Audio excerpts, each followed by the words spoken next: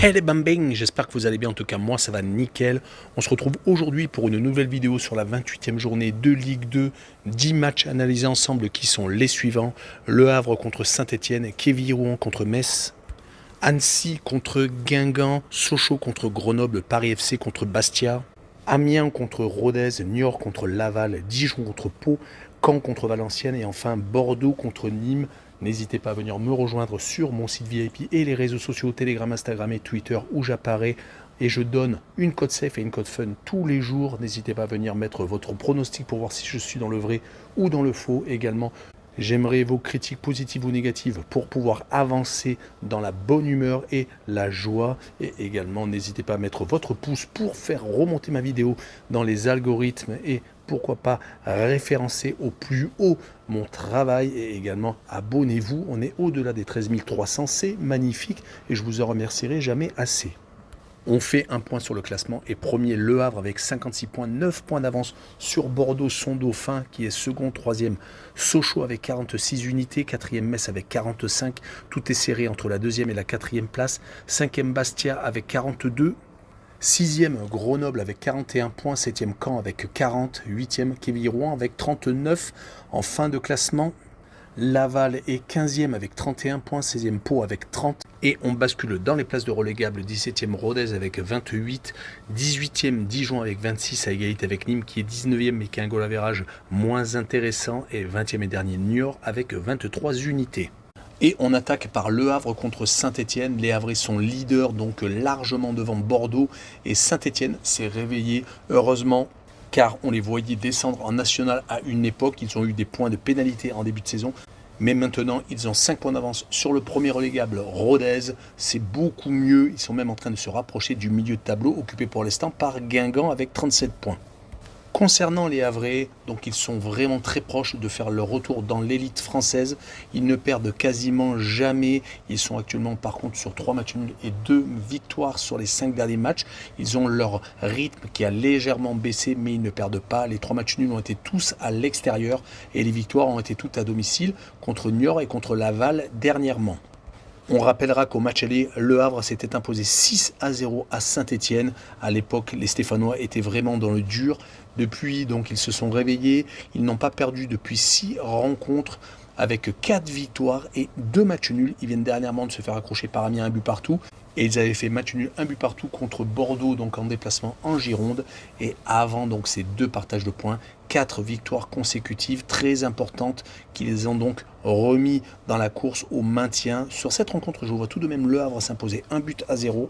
Et je verrai le draw no bet avec le pari remboursé si match nul avec une cote à 1,61. Et on poursuit avec Bordeaux contre Nîmes. Les Bordelais sont actuellement dauphins du Havre avec 9 points de retard, mais ils sont en tête d'un petit wagon de prétendants pour cette montée également. Pour l'instant, ils occupent la 2e place qualificative pour la Ligue 1, mais ils n'ont que 2 points d'avance sur le 4e Metz. Je vous l'avais dit lors de l'énoncé du classement. Les Bordelais sont tout de même en légère perte de vitesse car ils n'ont gagné que 2 fois lors des 5 derniers matchs de Ligue 2, perdant à Niort chez le dernier à l'époque, 2 victoires contre le Paris FC et à Amiens sur le tard car en Picardie ils ont marqué 2 buts dans les 10 dernières minutes et ils viennent de faire 2 fois le partage de points contre Saint-Etienne et contre Sochaux à Sochaux. C'est tout de même un bon résultat. Mais à la maison, ils marquent le pas. Ils n'ont gagné que 2 fois sur 5 rencontres, ont perdu à une reprise contre le Havre et ont fait 2 matchs nuls. Donc la réception de Nîmes est très importante s'ils veulent garder cette seconde place qui est très bien entendu disputée. Les Nîmois de leur côté sont actuellement relégables. Ils ont tout de même 4 points de retard sur Pau qui a 30 unités alors qu'eux ils n'ont que 26.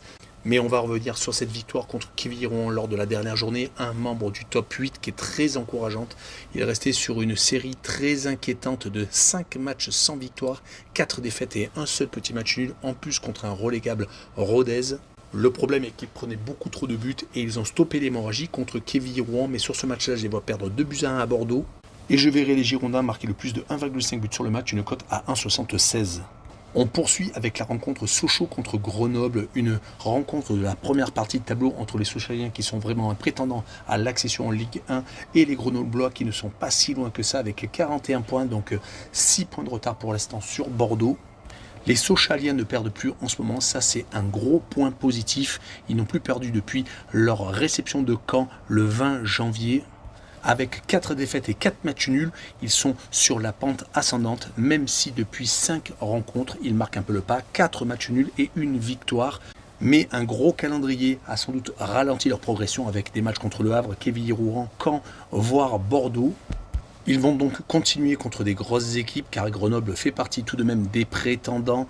Grenoble de son côté vient enfin de gagner un match contre Annecy. Sinon sur les 5 derniers matchs, toutes compétitions confondues, ils n'avaient gagné donc qu'à une seule reprise contre les Annéciens et avaient perdu 3 fois à l'extérieur. Une fois en Coupe de France à Lyon, 2-1 sans avoir démérité. À Dijon, ce qui est un peu plus inquiétant car ils sont relégables. Et à Caen, 2-1 dans une rencontre au sommet. Un des points positifs a été le 0-0 obtenu à la maison contre le leader Le Havre. Mais on notera que depuis 3 rencontres, toutes compétitions confondues à l'extérieur, ils s'inclinent à chaque fois. Je verrai donc une victoire de Sochaux 2-1 et je verrai bien une cote assez importante de 2,08 avec les 2 équipes qui marquent. On poursuit avec Quevilly-Rouen contre Metz, encore une rencontre de haut de tableau avec Quevilly-Rouen qui est 8e, qui a 39 points, qui semble un peu éloigné des places pour les accessites en Ligue 1 et Metz qui est juste donc en embuscade de Bordeaux avec seulement 2 points de retard sur les Girondins. C'est donc un duel très important qui attend les 2 formations. Quevilly-Rouen vient de s'incliner dernièrement à Nîmes, une contre-performance car il restait sur 5 matchs sans défaite avec 3 victoires et 2 matchs nuls, ayant réussi à accrocher Sochaux, gagnant par exemple à Bastia, donc vraiment de très bons résultats, prenant presque aucun but.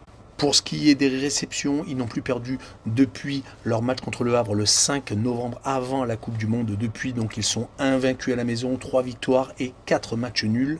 Ce match contre Metz va sans doute faire effet de test car les Messins viennent d'accrocher Le Havre 1 but partout à la maison alors qu'ils menaient 1-0. Ils restent également sur énormément de matchs sans défaite. Leur dernier revers remonte à avant la Coupe du Monde. C'était contre d'ailleurs Le Havre le 24 octobre. Depuis, ils ont enchaîné 8 victoires et 5 matchs nuls. Sur ce match-là, je vois bien un 0-0 entre les 2 équipes.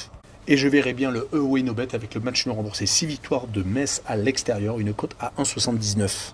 On continue avec le Paris FC contre Bastia, un match très intéressant entre les Parisiens qui viennent de repasser dans la première partie de tableau suite à leurs 2 succès consécutifs qui fait du bien à Laval et à la maison, 3-0 contre Amiens. Ça va être compliqué pour jouer la montée car ils ont 10 points de retard sur Bordeaux, dernier strapontin pour l'accession en Ligue 1. On notera qu'ils ont gagné 3 fois sur les 4 derniers matchs, ça faisait longtemps que ça ne leur était pas arrivé. Une seule déception, c'était la défaite à domicile contre Guingamp. Cette réception de Bastia va donc être importante pour continuer sur une bonne dynamique. Du côté des Bastiais, on est toujours dans l'espoir car 4 matchs sans défaite avec 2 victoires et 2 matchs nuls contre des équipes qui faisaient partie de la deuxième partie de tableau. Donc ils ont su rester à la hauteur de leurs ambitions qui est peut-être de remonter dans l'élite française. Les Bastiais sont assez solides quand même en déplacement, ne perdant qu'une fois sur leurs 5 derniers matchs hors de leur base. Et sur ce match-là, je les vois bien faire un but partout au Paris FC. Et je verrai bien la double chance N2 avec une cote à 1,66. On continue avec Caen contre Valenciennes. Les Canets ont subi un revers à Rodez chez un des relégables. Ça leur a fait perdre le contact avec les équipes de tête. Il va falloir se ressaisir sur cette réception de Valenciennes. Cette défaite a stoppé un élan de 5 matchs sans défaite, 3 victoires et 2 matchs nuls. Surtout que c'était au sortir de matchs contre Metz, contre Guingamp, contre Grenoble ou contre Sochaux. Que des équipes de haut tableau. Ils vont jouer contre Valenciennes qui est 12e, qui de son côté n'a pas gagné depuis 5 rencontres au moins, avec 4 matchs nuls consécutifs. Ils n'avancent malheureusement pas, mais ils ne perdent pas, c'est au moins ça de gagner. Sur cette rencontre, je vois Caen gagner 2-1, et je verrai le plus de 2 buts sur le match, une cote à 1,66. On enchaîne avec Amiens contre Rodez. Les Amiénois sont 11e alors que Rodez est 17e et premier relégable. Les Amiénois viennent de louper le coche avec 2 déplacements à Saint-Etienne et au Paris FC. Le Paris FC c'était un match en retard où ils se sont inclinés lourdement 3-0. Ils menaient 1-0 à Saint-Etienne avec 2 gros résultats. Ils auraient pu basculer dans la première partie de tableau. Mais malheureusement ils ont failli. Ils sont actuellement donc au milieu de tableau et risquent d'avoir une fin de saison assez morose. Les 5 derniers résultats ne sont pas vraiment en leur faveur avec 3 défaites, une seule victoire contre Pau à la maison et un match nul à Saint-Etienne. Ils vont jouer contre Rodez qui est beaucoup mieux ces derniers temps avec 2 victoires consécutives contre Niort et contre Caen. Rappelons qu'ils ont été éliminés de la Coupe de France par Toulouse 6-1 en quart de finale. C'était une énorme bouffée d'oxygène, même si c'était sans doute énergivore. Ils sont actuellement beaucoup mieux, ont donc pris 6 points sur les 6 derniers possibles. Ils sont maintenant à seulement 2 petits points de Pau qui est 16e. Et on pourra remarquer que lors des 3 derniers déplacements en Ligue 2, c'est 2 matchs nuls à Metz et à Valenciennes et une victoire donc à Niort, très importante au moins pour le moral. Mais je vois tout de même Amiens s'imposer 2-1 contre Rodez. Et je verrai une fois de plus le plus de 2 buts sur le match, une cote à 1,56 pour assurer le coup. On continue avec Annecy contre Guingamp. Les Annéciens sont un petit peu moins bien ces derniers temps depuis leur qualification contre l'Olympique de Marseille au pénalty au stade Vélodrome. Ils ont enchaîné 2 défaites consécutives en championnat contre Metz et contre Grenoble dernièrement. Ils sont même sur 3 défaites consécutives en Ligue 2. Ça faisait longtemps que ça ne leur était pas arrivé car ils étaient bien calés au milieu de tableau. Là actuellement, ils se mettent en danger et ne sont qu'à 5 points de la relégation. Heureusement qu'à domicile, c'est là où ils ont fait quasiment tous leurs derniers résultats. 3 victoires sur les 4 dernières réceptions. Et à chaque fois, ils n'avaient pas pris de but contre le Paris FC Caen et contre Amiens. Malheureusement, cette défaite contre Metz au lendemain de la qualification contre l'OM les a mis un peu en difficulté. Ils vont jouer contre Guingamp, qui fait partie des équipes qui sont également sur une bonne série. 2 victoires consécutives contre le Paris FC et contre Dijon. Ils sont actuellement 10e et sont sur une série de 3 victoires annulées et une défaite sur les 5 derniers matchs. Et surtout, ils n'ont perdu qu'une seule fois lors des 5 derniers déplacements, réalisant des victoires à Rodez et au Paris FC dernièrement. Je les vois s'imposer 2-1 en Haute-Savoie et je vois la double chance N2 avec une cote à 1,53. On passe à l'avant-dernière rencontre, Niort contre Laval, une rencontre qui sent le soufre car ces 2 équipes sont en difficulté, Laval un peu moins que Niort. Les Lavallois sont pour l'instant 15e à 3 points au-dessus de la zone de relégation, alors que Niort est un petit peu décroché avec 23 points, donc 7 points de retard sur Pau. Ils n'ont plus le choix. Les Niortais restent en plus sur 4 défaites consécutives. Leur victoire contre Bordeaux lors du 11 février était malheureusement un mirage, car depuis donc 4 défaites, 3 à l'extérieur au Havre, au Paris FC et à Pau, et une à la maison contre Rodez, qui fait beaucoup plus de mal. Du côté de Laval, ce n'est pas beaucoup mieux. 3 défaites consécutives contre Quevilly-Rouen, Le Havre et Paris FC. Les 2 équipes ont tout de même eu un gros calendrier. Les Mayennais n'ont pas su surfer sur la vague des 2 matchs sans défaite en tout début de série, faisant match nul contre Annecy et gagnant à Pau. Mais malheureusement, donc ces 3 revers consécutifs, comme les 4 revers consécutifs de Niort, font que les 2 équipes sont dans la peur. Mon pronostic sera à 1 but partout avec les 2 équipes qui marquent et une cote à 1,94. Et on finira par un autre match de la peur, Dijon contre Pau. Les Dijonnais sont 18e, Pau est 16e. 4 points d'écart séparent les 2 formations. Les 2 équipes essaient de lutter comme elles peuvent. Pau vient de remporter enfin un succès 1-0 contre le dernier Niort. Il mettait fin à 5 matchs sans victoire, même 3 défaites consécutives. Les Palois essaient de gratter des petits points à droite et à gauche quand ils se déplacent, comme ils l'ont fait au Paris FC où ils ont gagné 1-0. C'était le 31 janvier et le match nul à Grenoble faisait énormément de bien. Mais malheureusement, les 2 défaites à Saint-Etienne et à Amiens hors de leur base les ont fait replonger dans la zone quasiment de relégation. Côté Dijonnais, ils viennent de chuter à Guingamp. Ils restaient pourtant sur 3 matchs sans défaite avec des matchs nuls contre Metz et Valenciennes et cette victoire contre Grenoble 1-0 qui leur a fait énormément de bien. Sur cette rencontre, je vois bien Dijon prendre le dessus et gagner 1-0. Et je verrai le moins de 2,5 buts sur le match, une cote à 1,57. Voilà, on en a fini avec cette vidéo sur la Ligue 2. N'hésitez pas à venir nous rejoindre. Tchou les mamans!